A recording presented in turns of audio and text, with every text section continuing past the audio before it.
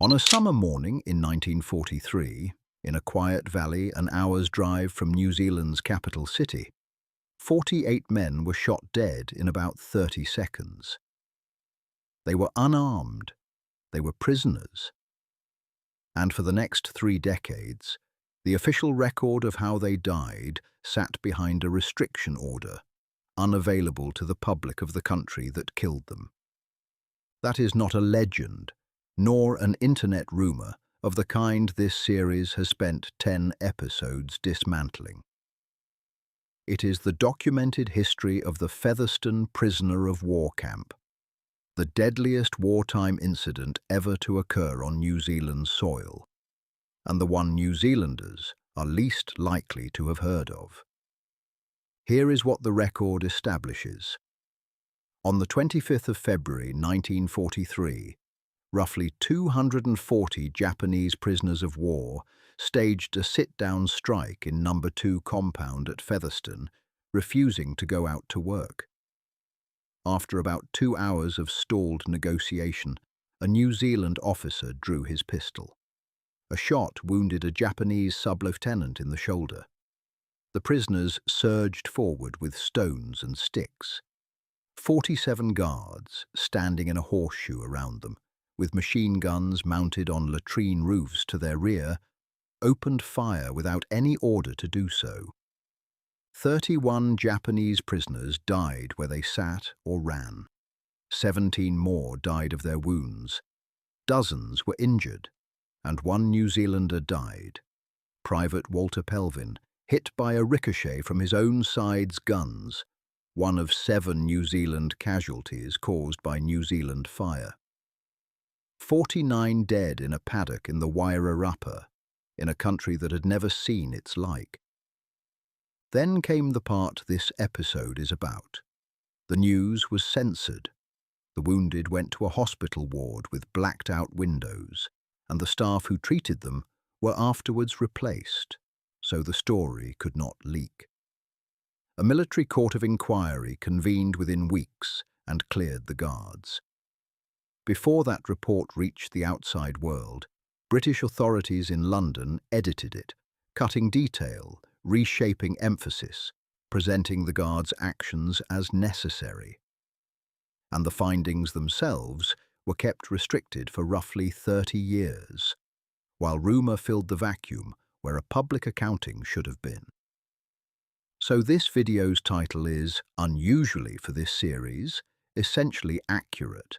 There really was a sealed file. Something really was withheld.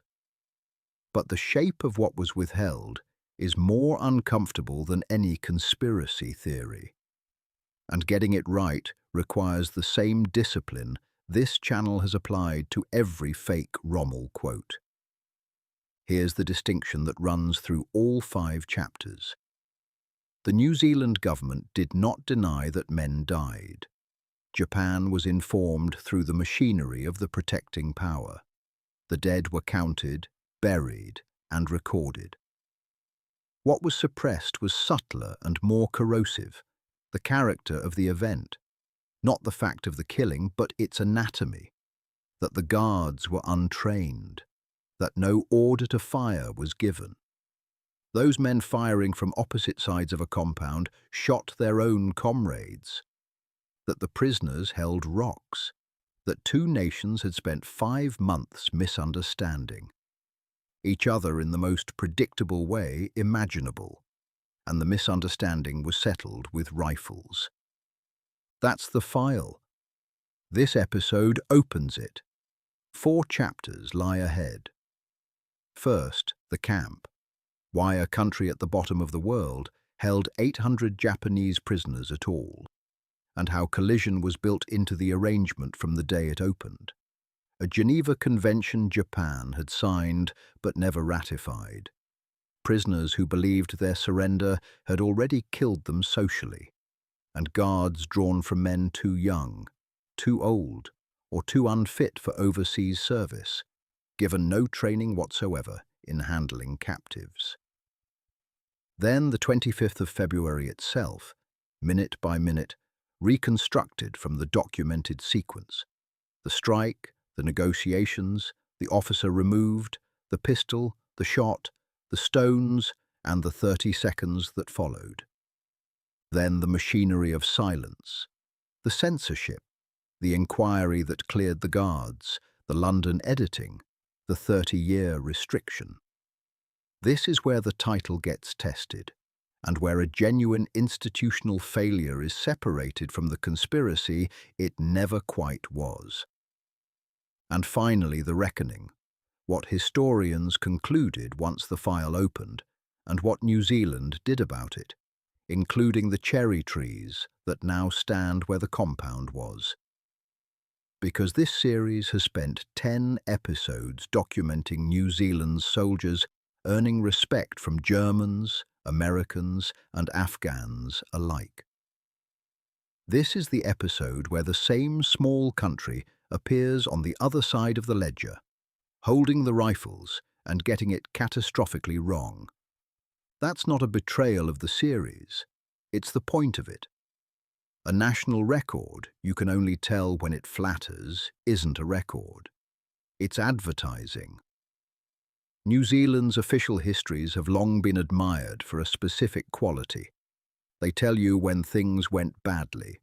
Featherston is where that tradition was tested, failed for 30 years, and then, slowly, recovered. It starts with a request from an ally, in the darkest year of the Pacific War, that New Zealand could not refuse. New Zealand did not ask for Japanese prisoners. It was given to them. In September 1942, at the request of the United States, the old Featherston military camp in the Wairarapa, a First World War training ground that had made a generation of New Zealanders into soldiers for Gallipoli, was converted into a prisoner of war camp. The Americans were fighting on Guadalcanal and taking captives they had nowhere secure to hold. New Zealand, a loyal ally in a war it feared might reach its own coastline, said yes. Some 868 men passed through the wire. Not a single population, and the difference matters. The larger group were Koreans and Labour personnel who had been building and servicing Henderson Field, many conscripted into imperial service rather than volunteers for it. The smaller group, roughly 240 strong, were Imperial Japanese Army and Navy personnel, including officers, about half of them survivors of the cruiser Furutaka, sunk at the Battle of Cape Esperance, and 19 men from the destroyer Akatsuki. Their senior officer was Lieutenant Sakujiro Kamikubo of the Imperial Japanese Navy. Now consider the psychology inside that second group, because it is the load-bearing wall of this entire story. The Japanese military of 1942 had built an ethic in which surrender was not misfortune, but self-annihilation. A captured man was expected to have died instead. Many of these prisoners believed, with reason, that their families had already been told they were dead, and that they no longer existed in the society that made them. Some had been pulled unconscious from the sea, taken prisoner without ever choosing. How deep this ran surfaces later in the camp's own paperwork. By September 1944, prisoners were warning their captors that without provision for an honourable return home, mass suicide might result. These were men living in the wreckage of their own identity, guarded by strangers who had no idea. And the strangers were the second flaw in the design. Featherston's guards were not trained custodians. They were, by the record's description, men who could not be sent overseas, too young, too old, or medically unfit for the divisions in North Africa. That alone isn't damning. Garrison duty is always staffed that way. What is damning is what came next. No instruction whatsoever in how to deal with prisoners of war. No cultural briefing on the men in their charge. no training in the graduated management of a disturbance, no doctrine for several hundred captives simply sitting down and refusing to move. They were handed rifles, submachine guns, and a wire fence, and told to guard men whose inner world was invisible to them. The third floor was legal, and it sits at the exact point where the shooting would eventually start. Work. Under the 1929 Geneva Convention, a detaining power could require labour from prisoners of war within limits. New Zealand operated accordingly, putting prisoners to work on the tasks a rural camp generates: cutting gorse, fencing, general labour. But Japan had signed the 1929 Convention and never ratified it. Its servicemen were never educated in its provisions, and the men at Featherston did not know compulsory work was permitted at all. To the New Zealand administration, a work party was routine legality.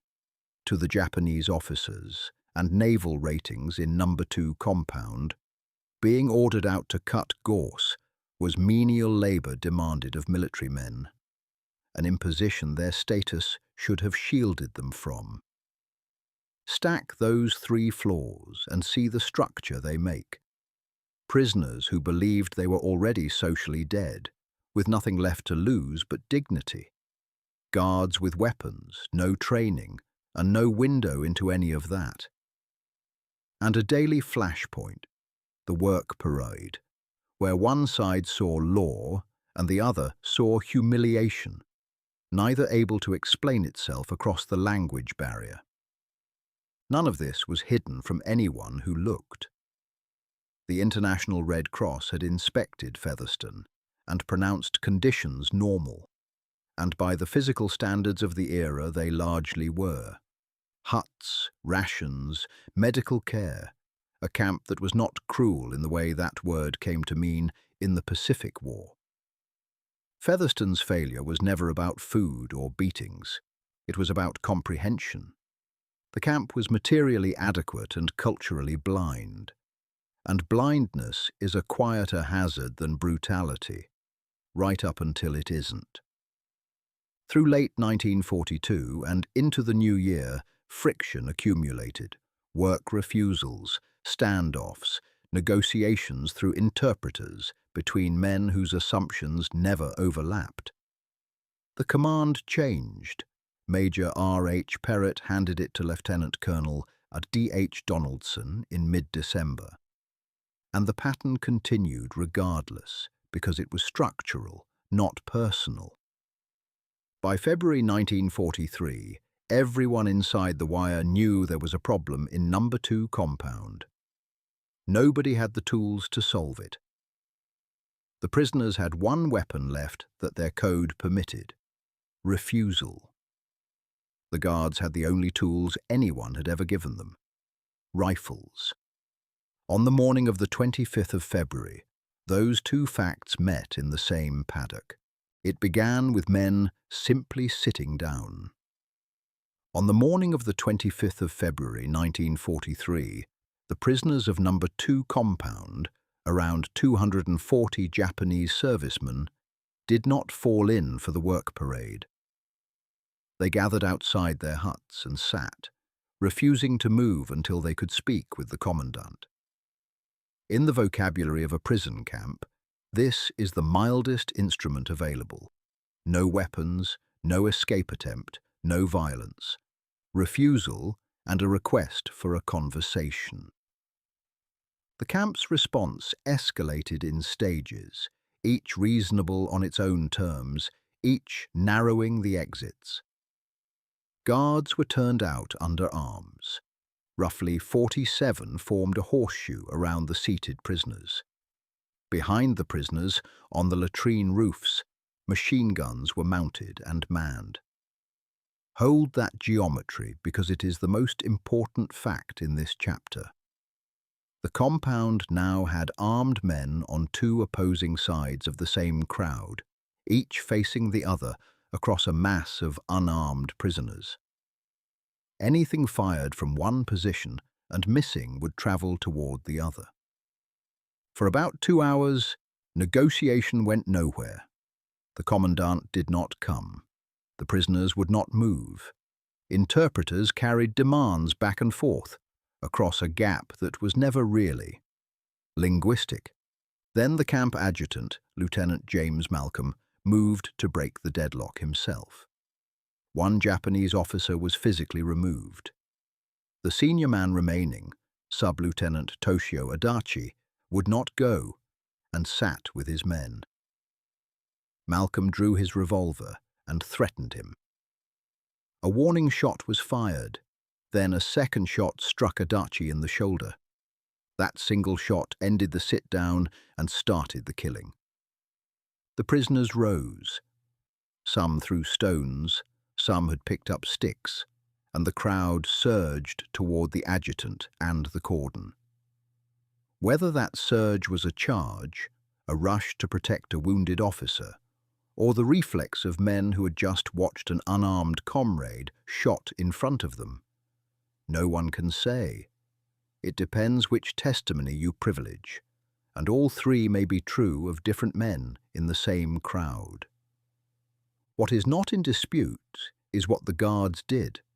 They opened fire, rifles, submachine guns, pistols, and did so without any order to shoot. No officer commanded it. In an untrained cordon under sudden stress, one weapon firing gives permission to every other, and the machine guns on the latrine roofs joined from behind. The whole thing lasted about 30 seconds. When the firing stopped, 31 Japanese prisoners were dead in the compound. 17 more would die of their wounds, a final toll of 48, and dozens more were carried away injured. In plain arithmetic, in half a minute, roughly a fifth of the men who had sat down that morning were killed, and a large proportion of the rest wounded. This was not a volley to disperse a crowd. It was the sustained fire of 47 weapons and machine guns into a confined space. And it stopped when the shooters stopped. And the geometry took its revenge. With guards firing from opposite sides, rounds that missed the prisoners travelled on into the New Zealanders opposite. 7 were hit by their own side's fire, 6 wounded. 1, Private Walter Pelvin, died of his injuries 3 days later, killed by a ricochet from his own side. He is the 49th name in this story, and the only New Zealand fatality, killed, in the coldest reading of the evidence, by the disorganisation of the response rather than by any prisoner. Then silence and the aftermath. The wounded carried out, the dead counted, the compound cleared, and a small country's army confronting the fact that 49 men had been shot on its own soil. In one paddock, in half a minute, on a Thursday. Before moving on, 2 clarifications this series owes you, because they cut in different directions and both are true. The first is for the prisoners. They were not rioters in the sense the word implies today.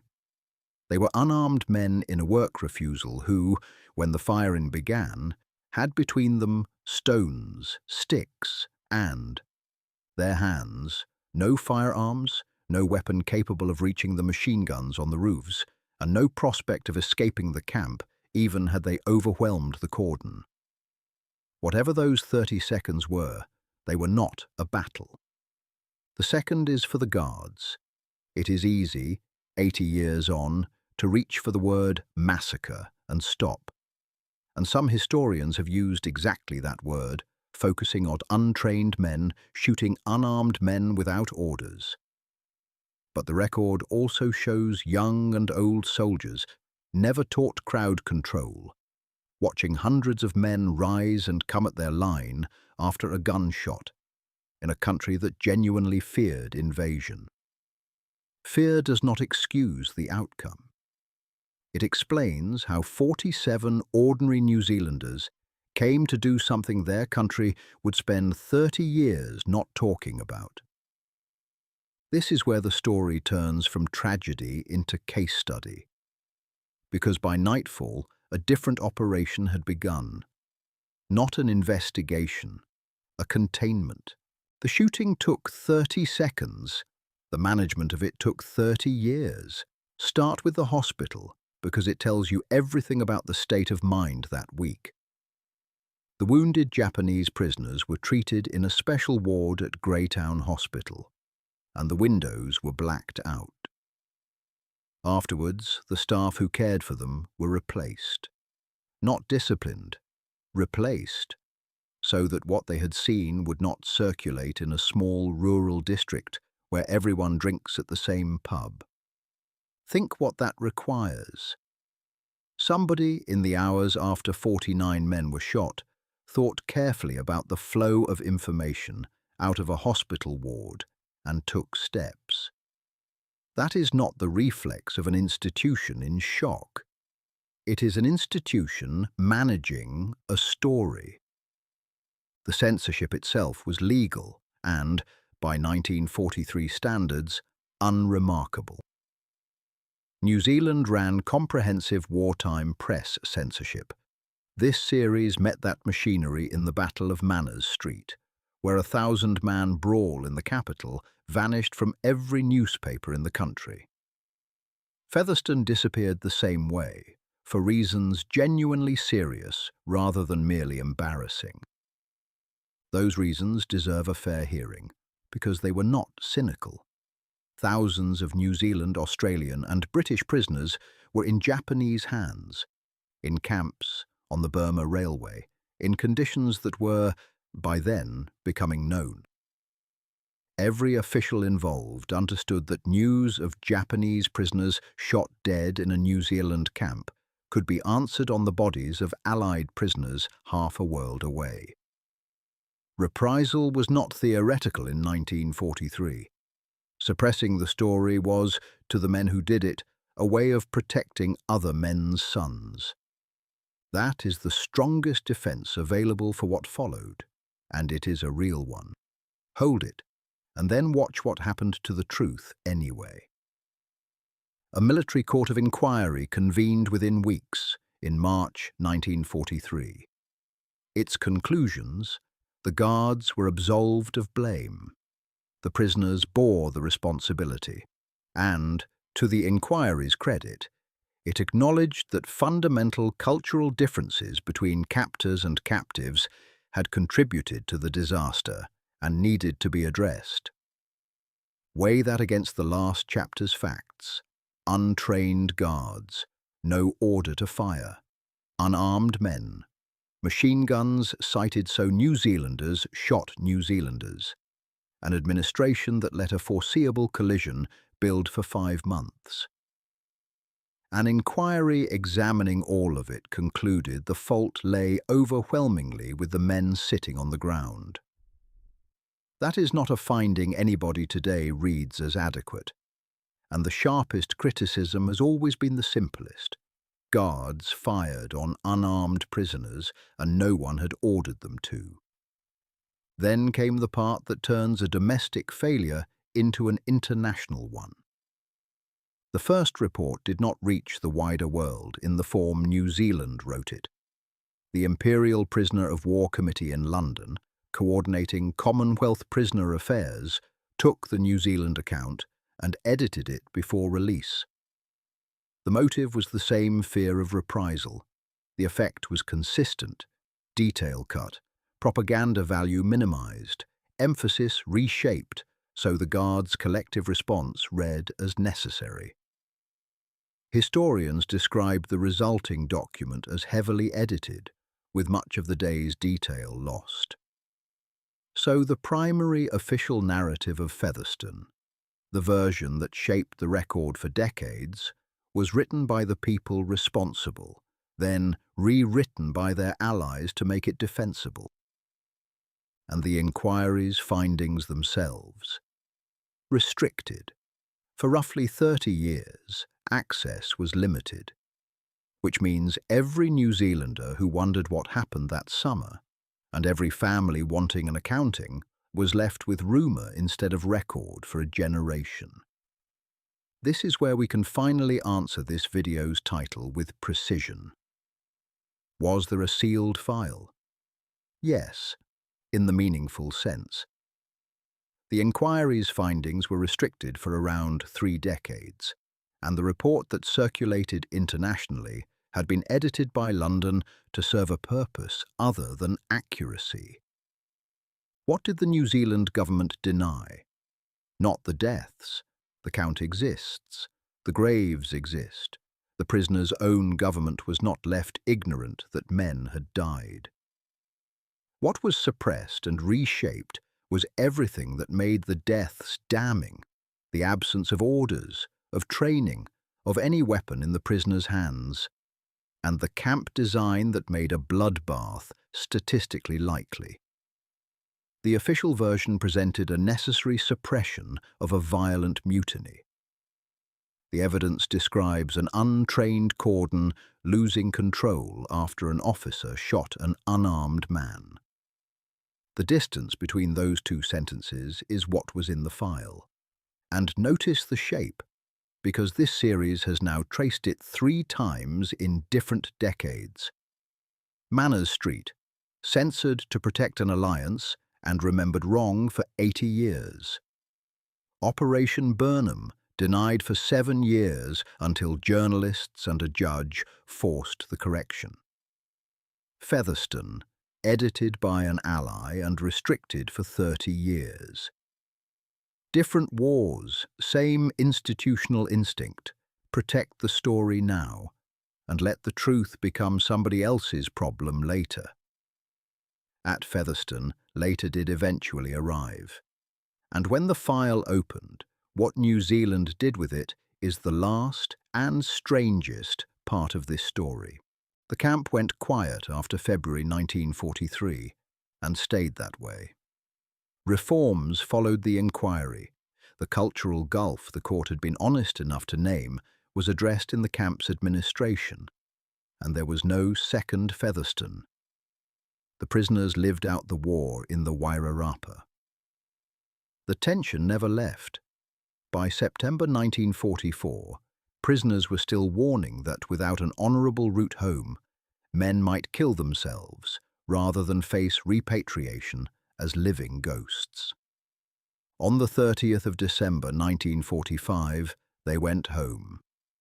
The surviving prisoners were taken by train to Wellington and loaded aboard 2 American tank landing ships. The voyage was miserable: storms, engine trouble, and stopped at Guadalcanal, where most had been captured, for a remembrance ceremony for the dead. On the 4th of February 1946, they disembarked at Uraga, back in a Japan that had lost the war and had to decide what to do with men it had already written off as dead. Behind them, in a Wairarapa paddock, 48 of their comrades stayed. So did Private Walter Pelvin. And here is the strangest and best part of this story, the part that separates it from every other buried file this series has examined. New Zealand eventually planted a garden. Cherry trees were planted at the site. Sakura, the flower that in Japan stands for lives both brief and beautiful. And the ground where the compound stood became a place of remembrance rather than a place of nothing. The memorial there commemorates both the 48 Japanese prisoners and the New Zealand Guard who died. In 2023, the 80th anniversary was marked publicly, with diplomats and local students present. New Zealand teenagers now visit the site and are taught what happened, a sentence unimaginable during the 30 years the file was closed. That's the arc worth taking from this. Not a triumph, nothing about Featherston is a triumph, but a genuine, if slow, correction. The wartime state suppressed the story for reasons that were half decent and half self-protective. The post-war state kept the findings restricted long past any plausible need. Then the record opened. Historians went to work. The word massacre began appearing in serious New Zealand publications, and the country's museums, encyclopedias and history curricula started teaching it, including the details the original account had been edited to obscure. So the honest verdict on this title, delivered the way this channel has delivered it for 11 episodes. Was there a sealed casualty file? Yes. Genuinely, unusually, verifiably yes. Restricted for around 30 years, and preceded by an internationally circulated report that Allies had edited to make the shooting look necessary. Was there a cover-up in the conspiratorial sense, a scheme to hide the deaths themselves? No. The dead were counted and recorded. The graves exist. This was not a disappearance. It was something more ordinary, an institution that told the technically defensible version, let a self-exonerating inquiry stand as the last word, and kept the paperwork from public hands until nearly everyone it could embarrass was beyond embarrassment. And what in the end did the government deny? It denied the shape of the thing. It denied, by omission, by editing, by restriction, that 48 unarmed men had been killed in half a minute by frightened, untrained soldiers whom no one had ordered to fire, in a camp whose design made that outcome foreseeable. It let a version stand in which the dead were the authors of their own deaths. That's the denial, not of bodies, of causes. If you've followed this series across 11 stories, you'll have noticed this channel keeps arriving at the same door from different corridors. Manners Street, censored, then mythologized.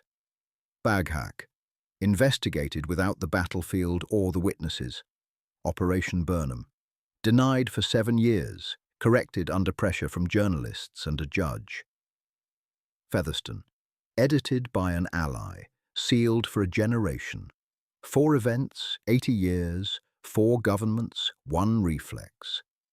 And every time, the truth arrived late and did far less damage on arrival than the silence had done. Meanwhile, there is a version of national history that tells only the Crete counterattacks, the desert breakouts, the rescues and citations. And this series has told those gladly, because they are true. Featherston is the other side of the same ledger, equally true, and a country that can hold both is doing something harder than one that can hold only the first. The men who died in that compound were prisoners of a state that had already, in their own minds, erased them, and then they were killed by another state that spent 30 years not explaining how. They deserved better from both. What they have instead is a stand of cherry trees in a quiet valley, blossoming every spring in a country most of them never chose to visit, over ground that no longer pretends nothing happened there. It isn't justice, it's the beginning of an honest record.